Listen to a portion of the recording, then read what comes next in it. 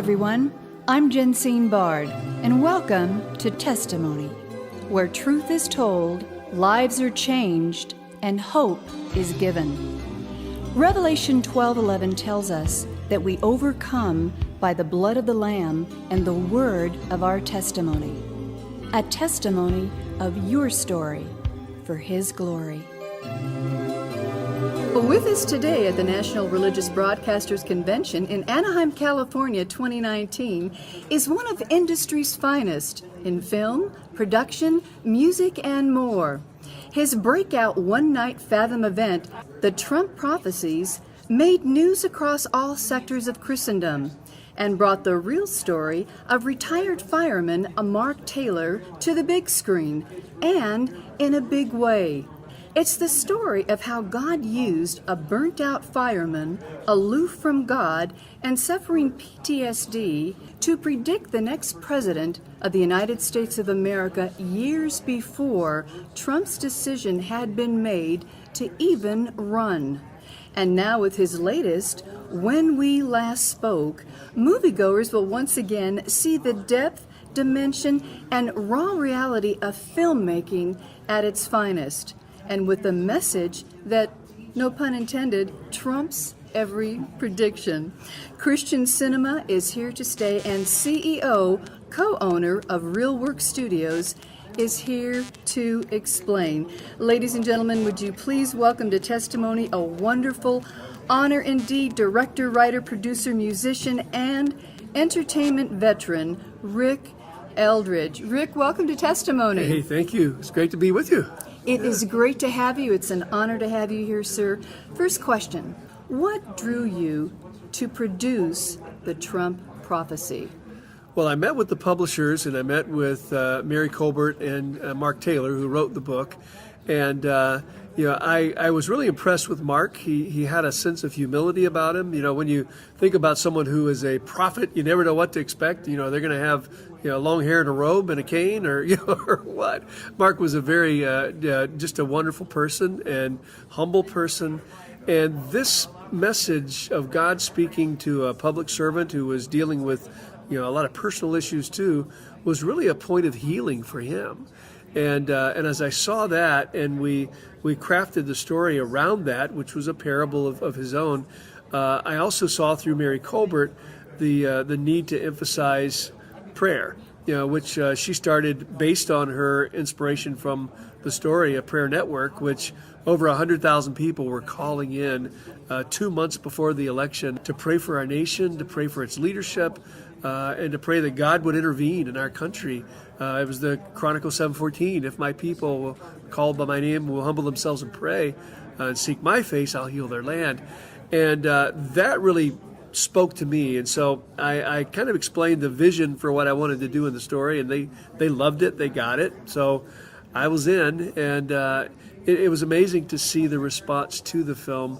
Because we did it as a Fathom release, and we did a one night and sold out all across America, so we actually did a second night and sold it out also. But we had the ability to do kind of an afterglow, if you will. So I had 13 world leaders who talked specifically about what does it mean in economics for America to be great? What does it mean in our military for America to be great? What does it mean to Israel and the Middle East, for America to be influential in our world? And so that gave us some real context and reference to pray. And the thing that happened that was amazing is once the film played, I started getting texts from all over the country of people that said, we stayed in the theater through the end, and then spontaneously we started praying. And people holding hands in the theater and praying, little small groups. I got pictures from all over the country of this, and that's something that just organically happened. I think it was a God-ordained thing as the message of the film was out, because there was no sign at the end of the movie that said pray now, but it just happened. So it was a wonderful experience, and certainly God-ordained. Well, that did happen. I did see the movie. It was phenomenal. It left people speechless in parts, crying in others, but in the end, cheering, standing, clapping. I know several of those that you brought on the film on Testimony, powerhouses for the kingdom and voices that people would recognize. Next question. Your latest project, When We Last Spoke, starring Cloris Leachman, Corbin Burson, Melissa Gilbert, and others. Tell us about that project and what motivated you to do that movie. It's a phenomenal story. It was a best-selling book first, and it's a story that's is in the 60s. And so it was fun to do period. I've done a lot of period film in my past, and so that inspired me too. But the story itself is a story of redemption. It's a story of forgiveness, and we see these two little orphan girls in the 60s who their dad's in Vietnam. Mom decides she can't handle this small town life, so she goes off to New York, leaves the kids with their grandparents. And then Cloris Leachman's character, great-grandmother who has Alzheimer's, comes, and so they're all in this one little 2-bedroom house in the country. And so there's a lot of connectivity, some fun comical elements that happen within that. And but what we see is the When We Last Spoke is actually 30 years later, as these girls are apart for 30 years, they come back together around the kind of dying grandfather, and have to resolve a lot of these things in their life, and find redemption and find forgiveness and see how God had carried them through. So it's just a great story, and I love telling stories, and it's a very different approach, and that inspired me. All that made me want to do the story. I just have to ask you this, Rick. This was not in my questions. This was not in my notes. But for our audience, quickly tell us how you came to faith in Jesus Christ and how you came to do what you're doing today. Well, that's a long story in itself. I'll try to condense it, but I grew up in a church with praying and loving mom and dad. As about a 16-year-old kid, I'd kind of done the church thing, but the heart thing happened as I heard a testimony of a singer who was coming to our community to do a drug program at our school, and then come back and do a kind of an inspirational program that night. And I liked his music, so I showed up. And he basically, I wanted to be a musician. I wanted to tour and make records and do all those things. And he shared his testimony. And his testimony really inspired me to say, if that's what happened to him, then why do I need to go down that road when I can take care of that now?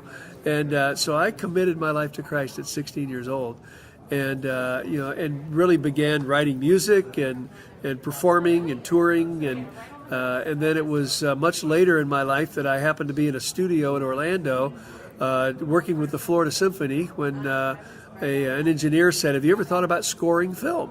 And I said, "Well, I'd love to do that. I have a degree in music." And so I wound up scoring a film called Kingdom of the Dinosaurs for Harcourt Brace Jovanovich. And that film won a bunch of awards. And so, that was kind of my entree to film. And so from there, I began working on the back lot at Universal and at Disney, first doing music, doing sound design, doing audio production, and then story editing, and then creating my own stories. And so over a period of 35 years, my life just kind of evolved. I tell people I used to write 3-minute stories that we call songs. Now I write 2-hour stories that we call movies. But I'm still telling stories that hopefully can inspire and entertain and also challenge. That's brilliant, brilliant. Thank you for that. That leads me into this next question in our remaining time. What, in your view, is the future of cinema? In other words, how will people be watching in the future with all the change technologically, and how have you made it work in your career? It's a great question. Of course, technology changes every day. It makes it more accessible to do a lot of things and a lot of things differently. And I think you have to look at all the mediums that are available to us, everything from a cell phone to what things we probably haven't even thought about yet that'll come about. But storytelling is the same. And so what I look at is, I'm a storyteller, and any medium I can use to get that out into the marketplace, I'm going to use it. And I think the challenge is for us to look at, what is the medium for this particular project, and then, with excellence, create for that medium. I think the theatrical releases will continue. People like the big theater experience.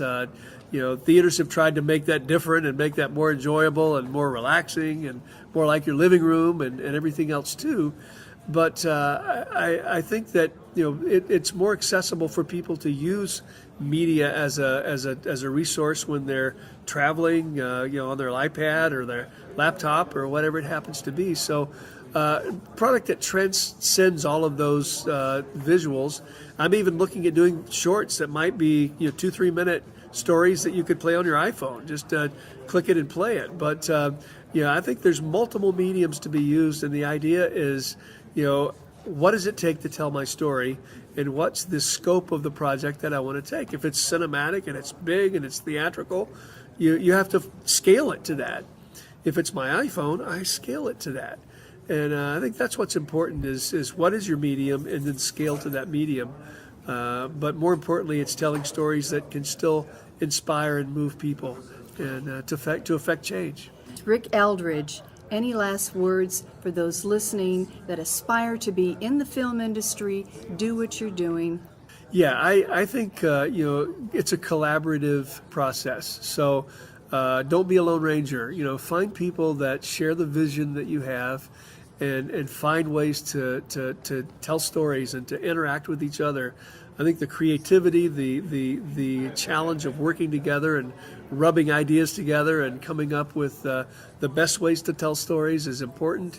You learn from each other. You can respect each other in the process, and find people that have that same vision, that same mindset to do what you do, and collaborate with them and do it together. It's not a Lone Ranger sport. It takes an army to do what we do, but even in the storytelling process, feeding off of each other is very, very important. So that would be my encouragement. Amen and amen. Ladies and gentlemen, you have been listening to CEO and co-founder of Real Works Studios, director, writer, producer, musician, filmmaker, and 35-year entertainment veteran Rick Eldridge, whose latest in concert with Christian cinema, on-demand digital streaming, When We Last Spoke, is a movie must-see. If his power-packed hit, The Trump Prophecy, now available on DVD, is any indication, and no doubt it is. You can learn more about Rick's work, ministry, and mission by visiting realworksstudio.net and follow him on Facebook, Twitter, Instagram. You will be blessed, inspired, and given hope that you did.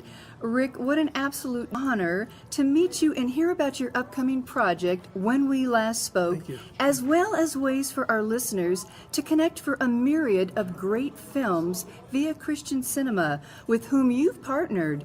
Your theatrical hit, The Trump Prophecy, based on Mark Taylor's prediction of a Trump presidency, was stunning in content, a true story, and shows the importance of prayer, obedience, and the prophetic.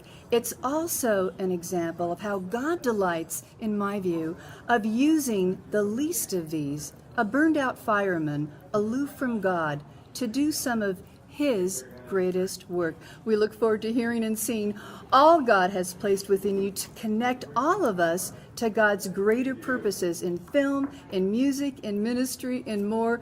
We thank you, and God bless you. Thank you. Thank you for the opportunity to be with you. Testimony is a global broadcast made possible by the generous contributions of our valued partners at Jensine Bard Ministries and you, our listening audience. Together, we are reaching souls for Christ, one testimony at a time. If you would like information on how you can support this broadcast with your tax-deductible gift, please visit us at jensinebard.com. That's one word, JENSINEBARD.com. And join the conversation at our Facebook page, Testimony with Jensine Bard. Thank you for listening, and please join us again for Testimony.